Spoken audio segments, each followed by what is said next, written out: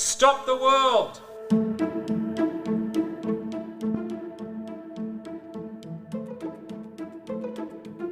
Welcome to Stop the World, the ASPI podcast. I'm Olivia Nelson. And I'm David Wroe, and we're coming to you, as you can see, in video as well as audio this week.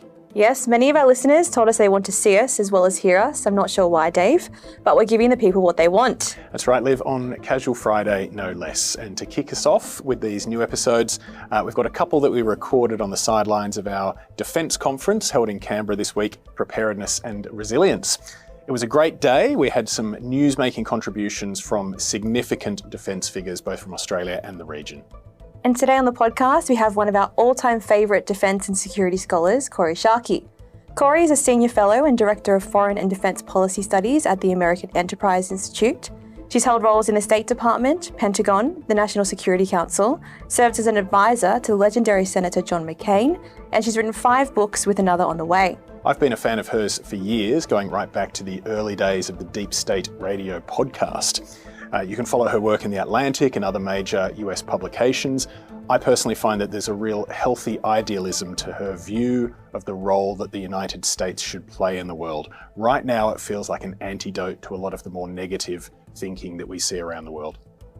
Kori gives her views on whether there's a strategy to Trump's foreign policy and the extent to which US relations with the rest of the world will be restructured. She talks about the export of MAGA ideology, Pete Hegseth's speech at Shangri-La Dialogue, US-China relations, and the US-Australia alliance. It was a pleasure to host Kori in Canberra this week. We thank her for making the trip. Let's hear from her now. Welcome to Stop the World. I'm David Wroe, and I'm here with Kori Schake. Kori, thanks for coming on the program. It is a great pleasure, my friend. So good to have you here. So, first question, big picture. Now, I mean, it feels a little bit naive because I've just sat through your session here in Canberra at the ASPI Defence Conference. So, I mean, I know your views. Plus, of course, you know, I'm a big fan of yours, and I've been following them for a long time. But I mean, one of the lingering questions for those of us who are observing the sort of revolution in US foreign policy is there any kind of strategy behind it? Is there any kind of plan? I mean, it feels like Trump's intuitions being implemented in a sort of chaotic and impatient manner, but I'm prepared to entertain the idea that maybe there is beneath that some sort of structural change to US relations that he's trying to implement. US relations with the world, I should say, that might actually engender some long-term change. Is that the case? So I wouldn't glamorize it by calling it strategy, but I do think it's true that the president has some fundamental beliefs, and there are 3. The first is that allies are a burden to the United States. The second is that trade exports American jobs. And the third is that immigrants take American jobs. He has held those views despite an enormous raft of data to the contrary, right? Showing that none of those 3 things are true in the way that he believes them. He's held those views for 50 years.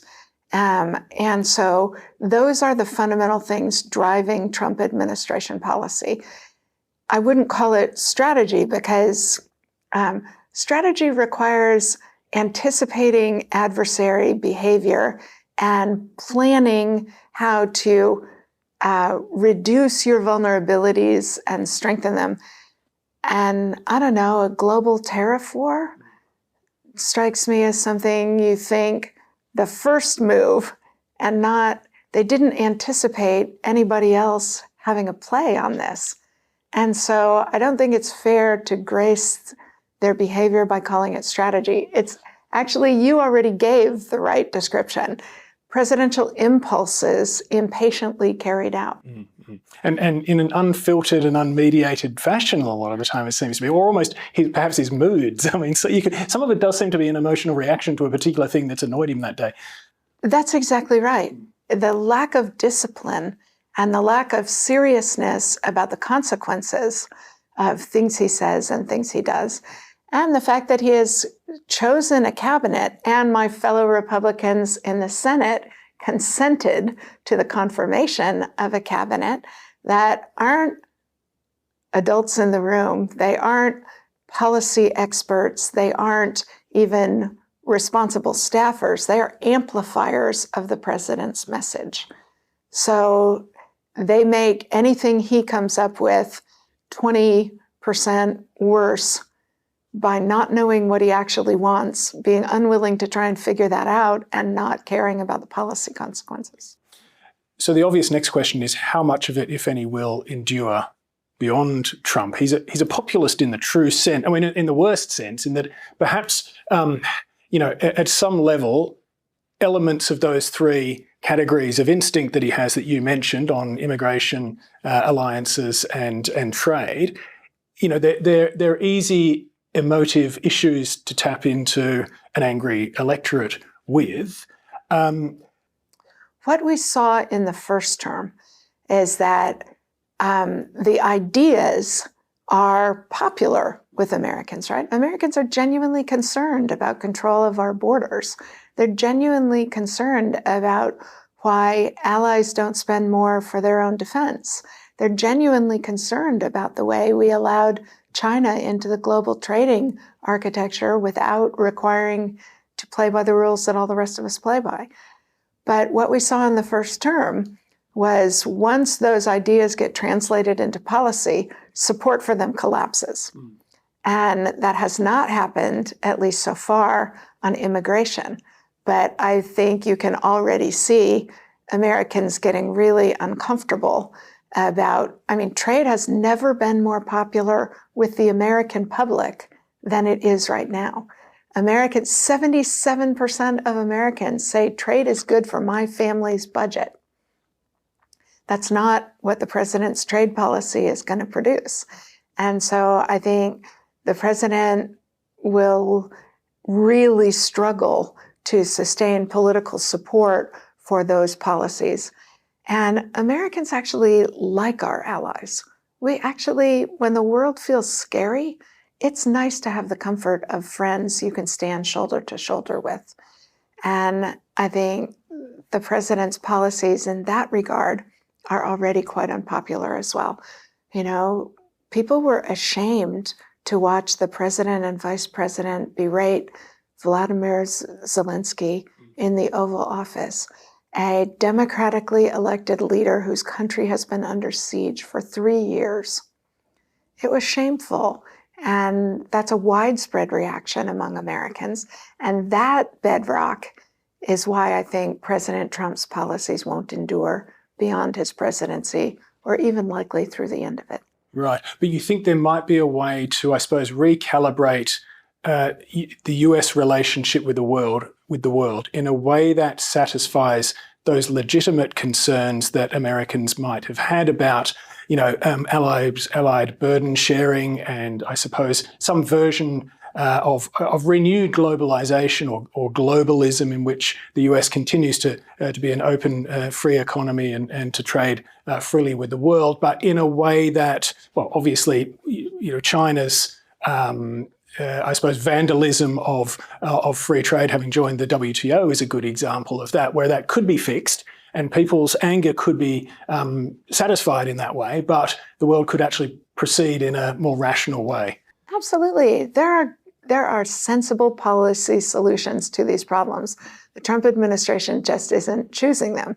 And the challenge for institutions like mine, the American Enterprise Institute, is to provide good solutions that address people's legitimate concerns without doing damage to America and the world.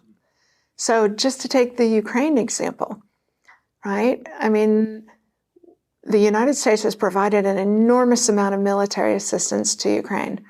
I happen to think that's good American policy, and that for 5% of the American defense budget, the Ukrainians have fought the Russian military to a standstill and imposed 780,000 casualties on the Russian military. That makes Europe and the United States safer. But there are alternatives. There are foreign military financing, right? We loaned Britain the money to fight World War I, and they repaid it in the 1970s? Ukraine is going to, once they are free of Russian occupation, that economy and society are going to blossom so vibrantly that loan them the money for the weapons that they need and let them pay it back across 100 years when they become America's allies and the engine of innovation of all of the rest of our militaries. So what you're saying about value for money is certainly true if you regard Russia as a strategic threat to the United States, which you and I both, as reasonable people, do. But Trump is portraying it more as an economic opportunity, if anything. How much luck does he have of actually, selling that to the American public? I mean, you've indicated that he probably doesn't have much luck, but I'm just curious about how constrained is he by domestic political opinion on those sorts of issues? Well, the often overlooked secret of American governance is that the system is designed for Congress to be dominant. And Congress, especially Republicans in control of the House and the Senate, have been quite deferential to President Trump early on in the administration. And that's not improper. He won the popular vote. He won the 7 swing states. Republicans believe he has a mandate that they should try and facilitate. But that runs aground pretty quickly. The president can't seem to get his budget passed by Congress in the first year of an administration. And when Secretary Rubio went up to Capitol Hill to defend Trump foreign policy, he got excoriated on the, why are you forcing Ukraine to make compromises when Russia isn't? And Secretary Rubio was forced to give a full-throated defense of anti-Russian policy, which was not where he really wants to be in the Trump administration. It's not where the president is. But Congress has the ability to control these things. Sanctions on Russia are a congressional action, not an executive action. Providing weapons to Ukraine is a congressional action, not an executive action. You'll remember, of course, David, that what set off President Trump's first impeachment in his first term was him impounding money that Congress had provided for aid to Ukraine. And the Pentagon comptroller refused to violate the law despite the White House wanting them to do so. Yep.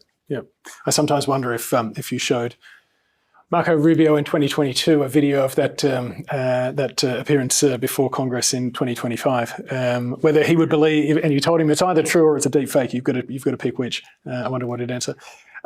He would unquestionably answer it's a deep fake. Yep. This is an administration that tries to lie its way out of trouble, as we saw with the intelligence compromises by basically the entire cabinet. Yep.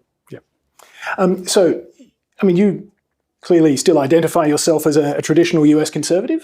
You're a proud Republican. I'm not just a conservative, I'm a Republican. You're a Republican, absolutely. And in the greatest sense. You wrote a terrific essay recently on why conservatives should back a foreign policy that advances freedom in the world. Instead, what we're really seeing is they're exporting MAGA at the moment more than they're exporting freedom. I would submit, especially to Europe. I mean, it's quite extraordinary to see some of the partisan. The Homeland Secretary went to Poland to campaign for a presidential candidate. Secretary or Vice President Vance overtly tried to interfere in the German elections. It is behavior that if other countries' leading politicians did in the United States, we would be lighting roofs on fire. Yep. So what do you make of that? How damaging is it to American opinion in the world? Oh, I think the Trump administration is doing more damage in a short period of time to American power than any dominant state has done in history. I mean, I think you have to go. I'm running a sweepstakes. Anybody who has a bet you'd like to place on this, name the last time a dominant power inflicted this much damage on themselves. I struggle to think of an example. Athens in the Peloponnesian Wars. Okay, you're a historian, I'm not, so I'm going to lose this one. I mean, I suppose apart from starting wars that were unwise, I mean you can point to... The wellsprings of American power are that, you know, what we learned from two catastrophic wars in the 20th century was that you need a stabilizing force in the international order. We didn't want it to be us, right? We wanted it first to be the United Nations, and then we wanted global economic cooperation to produce it. And only sequentially did we learn it is going to have to be the United States providing security guarantees that allow the recovery of war-torn societies, the return to vibrancy among them, American participation to encourage cooperation. And what that system produced is an international order that is incredibly cost-effective for the United States.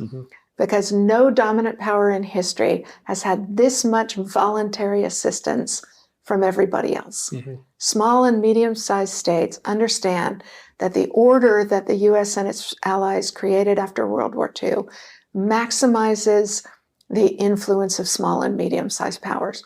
What that gives the United States is voluntary cooperation, which means we don't have to enforce the rules, hardly ever. And so the exasperation I have with the Trump administration is their refusal to acknowledge how much this system benefits us, while it also benefits others. They're a much more Manichaean frame of reference about power, that either we have it or others have it. And it's the same way they think about the economy, right? That immigrants take jobs and trade exports jobs. Immigrants create new companies. Trade creates new opportunities and new markets. You grow the common benefit. That's what the American order since 1945 has produced, and that's what the Trump administration is destroying. Right. Look, this is a good segue then to Australian defence spending. I've got a couple of other things I want to cover, but we might as well cover this now. From Australia's point of view, I suppose, we're very conscious, those of us who follow defence closely, if we didn't have the US alliance, we're debating now about whether to spend 2% or 3% or 3.5% of our GDP on defence.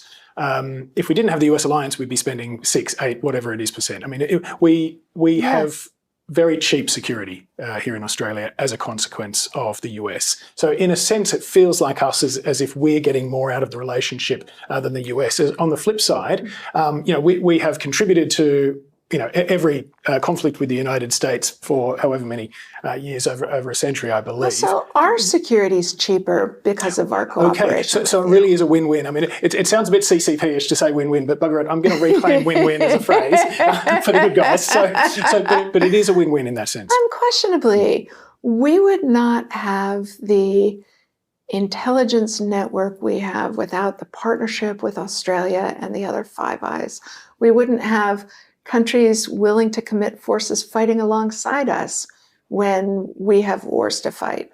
We wouldn't have the basing opportunities. We wouldn't have the technological cooperation of great Australian companies. We wouldn't have votes at the United Nations from our partners. We wouldn't have cooperation for economic sanctions. I mean, again, the exasperation with the Trump administration is the extent to which they believe that bilateral negotiations that maximize the concessions we can force out of our friends are somehow more in our interest than the voluntary cooperation of those countries. You can't put technology constraints on China without the voluntary assistance of Australia, the Netherlands, Japan, right? Because these are leading technology producers. And so it's not just a win for Australia that the United States assists in Australia's security. It's a win for the United States that Australia contributes to ours. Right. So what should we do in this situation, Australia, in terms of our defence investment? And feel free to tell another country what they should do. I mean, I'm asking you the question. So I think Australia should do what I think the United States should do, which is all of us need to be spending more on our defense, because the world is becoming objectively more dangerous to our interests. China, Russia, Iran, and North Korea are now essentially cooperating allies, working to destroy an international order that has made our countries and their countries safe and relatively prosperous. And so we all need to up our game. I hope that when the Trump administration starts haranguing European allies about the need to spend 5%, that they commit to spending 5% ourselves, because that would add $470 billion every year to the top line of the American defense budget. Senator Wicker, the chairman of the Senate Armed Services Committee, has done a terrific report last year, a strategy for the United States, and he has calculated the U.S. needs to spend at least 5% more, at least 5% of our GDP for at least a decade to overcome the underspending we have been doing in the last 20 years. So, the United States is good at haranguing allies, but we need to fix the problem ourselves as well. Okay. All right. One of the mega questions for countries like Australia, and we'll possibly wrap it up after this, but unless I have some follow-ups, of course, which I might. Countries like Australia, big question. What does Trump policy on China, what shape is it starting to take? I mean, there are all sorts of things that you can read into it. There are the yo-yo tariffs going up and down. There's there were the negotiations on that. To what extent is China policy from the US a sort of full spectrum planned competition to tame its hegemonic ambitions and deter it from aggression and coercion and so forth? And to what extent is there a risk that Trump simply says, "Screw it, I'm going to make a deal"? I mean, my reading at the moment feels like the former looks a little bit. The former makes it looks a little bit more likely, like, sort of full spectrum competition. I actually was quite heartened by Pete Hegseth's speech at Shangri-La. Once it got past all the domestic politicking at the start, the stuff on the Indo-Pacific was actually quite strong. Maybe I shouldn't put too much faith in it. But sweet summer child. I know, so naive. You naive, sweet child. I too thought that the commitment on the part of Defense Secretary Hegseth to security in Asia was heartening. The problem is Secretary Hegseth cannot deliver the President of the United States. Nobody can. So you ask about China policy. There isn't a China policy. There's whatever the President blurts out today, whether it's he knows how to deal with Xi Jinping, whether it's we're going to put 148% tariffs on China, whether it's Taiwan should be part of China. Like, he said all of those things. Which of them constitutes his policy? I think we're just all paying an enormous chaos premium because Americans have elected somebody fundamentally irresponsible on issues of our own security and the security of our friends and allies. So I do think we are at much higher risk of unanticipated abandonment or reversal of people's expectations.